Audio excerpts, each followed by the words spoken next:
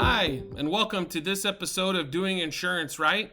My name is Scott Jenkins. I'm your host. I'm a local farmers agency owner here in Phoenix, Arizona. And today I wanted to just talk to maybe not everybody, but for new homeowners and what they can expect and what to expect and what's going on and things of that nature. So if you're a first-time home buyer, there's going to be a ton of questions that you're going to have. Obviously, and a lot of times there's not a lot of people to help you walk through that. I mean, obviously you may have a realtor, you may have a mortgage person that's helping you out, but maybe they're not relaying or understand some of the effects that insurance have or has on a property or a building or whatever it may be. So just wanted to kind of go through a couple things that you might need to make sure you're aware of. So the first thing is just a kind of difference between a home warranty and a homeowner's insurance policy. Okay, so your home warranty is going to be covers things like appliances breaking. Let's say if you have a pool, maybe it covers a pool pump, a dishwasher, a lot washer and dryer. A lot of times you're going to see these, especially in a resale. So if you're buying a property from a person or it's not a new construction, there's going to be a home warranty probably included in the contract. It's pretty standard in a lot of contracts around here where you're going to see a home warranty included. And they can range from companies to like Fidelity, American Home Shield, so on and so forth. Here at Farmers, we are partnered with American Home Shield for those type of things. So that's going to be typically what that is. Cost can range from in the $500 to $700, $800, $900 mark, depending on exactly what we want. There are some optional coverages, especially if we have a pool or some additional things. The other big thing is going to be what the trip charge is. So remember, typically, like especially with American Home Shield, your trip charge is going to be anywhere $75, $100, or $125 per. So a lot of people might pick the 75 because they think it's the cheapest.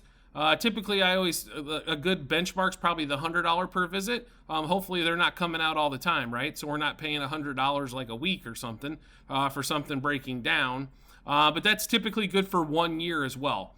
So something to keep in mind, once that 1 year is up, you'll have the option to either you can renew or you can choose to go without or go with a different company. But typically they're on 1 year type contracts. The same type of thing is true for a homeowner's policy. It's also going to be on a yearly basis. Here is the difference. A homeowner's policy covers the dwelling, your building, your house, your belongings. It does not cover if a dishwasher breaks. It does not cover if the refrigerator doesn't put out ice, things of that nature. So it's more for damage by storm, or explosion, fire, things of that nature. So like hail, in some area, wind, especially down in our area, you're going to see there can be quite a few wind storms. So that's what's going to be covered under that. So also just to kind of explain, it's for the structure only. It does not include the land, okay? So even if the house burns down, the land is still going to be there. We're hoping, right? So on that particular case, it does not cover land. No homeowner's policy covers the actual land. It covers the structure or structures, depending on what you have. So some people have maybe detached garages or a shed or a workable space. You just need to make sure that you have coverage if you do have those. That's important to know. That you do have coverages for those types of particular things that you have on the property. So that's kind of the differences between a home warranty and then a homeowner's insurance. Okay, homeowner's insurance is going to vary in price quite a bit depending on how big it is, how much it is, where it's at, how old the structure is. And then also you got to remember a couple other things. First of all, is it a single family house where there's no attachment, it sticks and bricks into the house? Or is it a modular home? Because modular or / mobile homes are more expensive than single family because less places take those due to the enhanced risk insurance wise.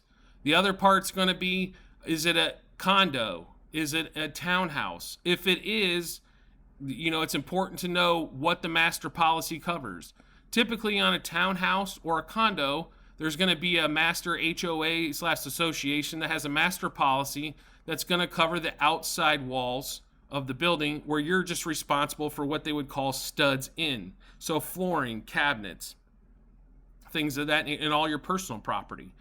Now, it's important to know that you make sure that yours, what it covers. So that's important to know when you go shopping for an insurance policy. It's important to know what it does cover and what it doesn't cover. So when you're purchasing, if you're purchasing, looking at a condo or townhouse, it's important to know. Like I said, most of those, or especially built in the last 20 years, are probably going to be covered by that. But it's always good just to make sure that you're covered. Okay, so typically your single family dwelling is going to obviously probably be a majority of the homes out there, and those can range in prices as well. Just a lot of it has to be the newer, typically the home.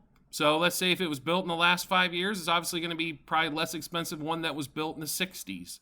When we're looking at the 60s, all of a sudden we're looking at a house that is approximately 60 years old.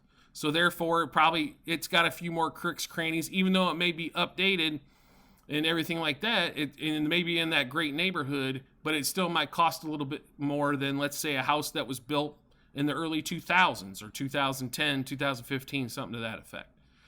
So just something to take a look at there when you're looking at that house as well. So obviously the new build houses probably are going to have the least amount of problems when it comes to the insurance side. So therefore, it's probably going to be your least cost comparatively so. If you look at a similar square footage, similar area, and a 2020 brand new house versus a 2000 house is going to be probably a pretty big price difference between the 2000 and the 2020, just because a lot less problems typically on the insurance side when it comes to that. Therefore, less risk means less price. That's typically what that is directed towards. So those are just some things to keep in mind when you're taking a look at that. If you're not sure, there's a great resource. By calling our office, you're more than welcome to just ask questions. You can also text us and email us. We'll be more than happy to kind of just walk through on your home purchase. If you're not getting the answers that you want or you feel comfortable with from your real estate agent or your mortgage broker or lender, feel free to reach out. I've got plenty of connections in that area too.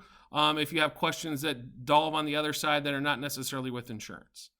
So I want to thank you for joining me on this episode of Doing Insurance Right. As always, if you could rate, review, or subscribe to whatever channel or platform you're listening to, whether it be Spotify, Apple, Google, and all the other fantastic platforms out there, greatly appreciate it. And I look forward to seeing you on the next episode.